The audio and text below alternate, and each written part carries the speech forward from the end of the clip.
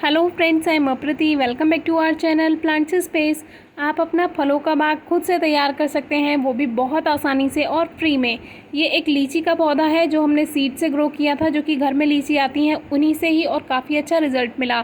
Next ये बेर का पौधा है जो कि अपने आप ग्रो हो गया है। रेनी सीज़न का वेट करते करते ये इतना बड़ा हो चुका है। नेक्स्ट ये अनार का पौधा है जो कि ये भी अपने आप ग्रो हो गया रेन लिली के पॉट में। नेक्स्ट ये अमरूद का पौधा है जो कि कुछ दिन पहले ही हमें दिखाई दिया है, ये भी अपने आप सीड से ही ग्रो हो गया है।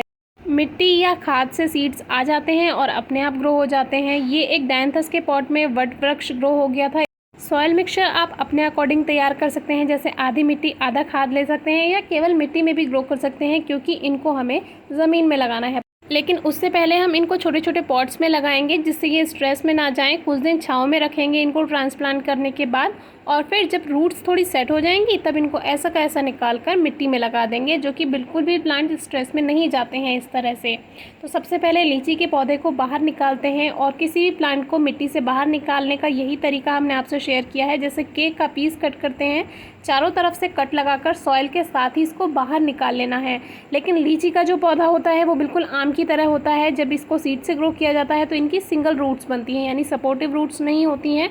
पहले सिंगल रूट बनेगी, इसीलिए जब आप इसको मिट्टी से बाहर निकालेंगे तो इनकी रूट्स पर से मिट्टी झड़ जाती है कुछ इस तरह से। तो सीड अभी आप देख सकते हैं पौधे के साथ लगा हुआ है, धीरे धीरे ये गल जाएगा। केवल एक कवर रह गया है लीची के बीज का।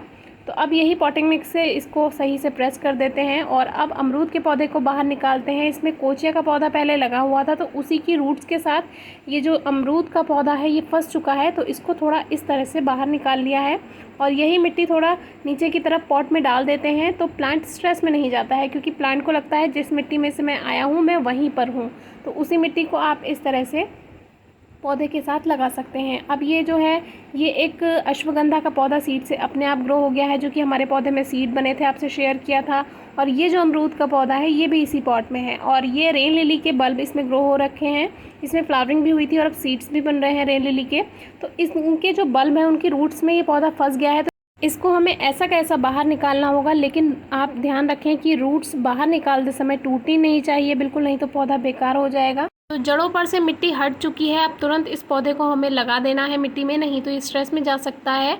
और बहुत कम चांसेस होते हैं इस तरह के पौधों के सर्वाइव करने के। लेकिन जैसे आप ट्रांसप्लांट या रिपोर्ट करने के बाद तुरंत उनकी रूट्स को मिट्टी से कवर कर देते हैं, तो उसको जो रूट्स हैं जड़ें हैं उनको हवा नहीं लगती है, तो प्लांट पे कोई फ़र्क नहीं पड़ता है। ऐसे ही हमने ये अश्वगंधा का पौधा भी बाहर निकाल लिया है, क्योंकि इसकी भी जड़ें नीचे फंसी हो सकती हैं, और हमारा रेन लिली प्लांट डिस्टर्ब हो सकता है जो बल्ब है, क्योंकि अभी फ्लावरिंग सीज़न है।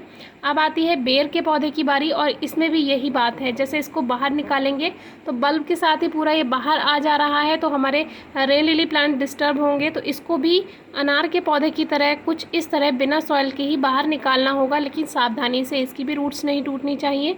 एक और इम्पॉर्टेंट बात, जब किसी पौधे को बाहर निकालते हैं और रूट्स पर से मिट्टी हटी हुई होती है तो फिर क्या होता है, रिपोर्टिंग या ट्रांसप्लांट के बाद पौधे की पत्तियां मुरझाने लगती हैं। तो उसको लेकर परेशान बिल्कुल नहीं होना है। वीडियो नंबर 697 आप चेक कर सकते हैं, अगर पौधों की पत्तियां मुरझाएं तो क्या करना चाहिए। तो अब सारे पौधे तैयार हैं और उसमें पानी दे देते हैं।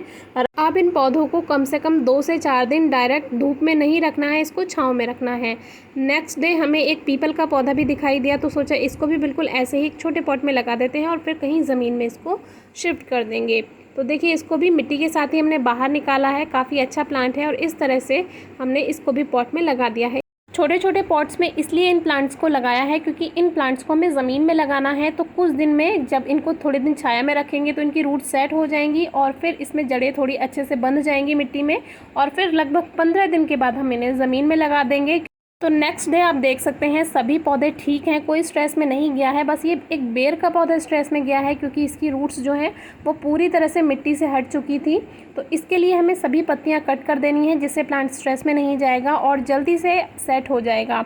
इसके लिए वीडियो नंबर 697 ज़रूर चेक कीजिए, रिजल्ट के साथ आपसे शेयर किया है। ये सभी पौधे फलों के हैं जो कि आगे जाकर एक बड़ा वृक्ष बनेंगे, तो इनके लिए ज़मीन ही ज़रूरी है।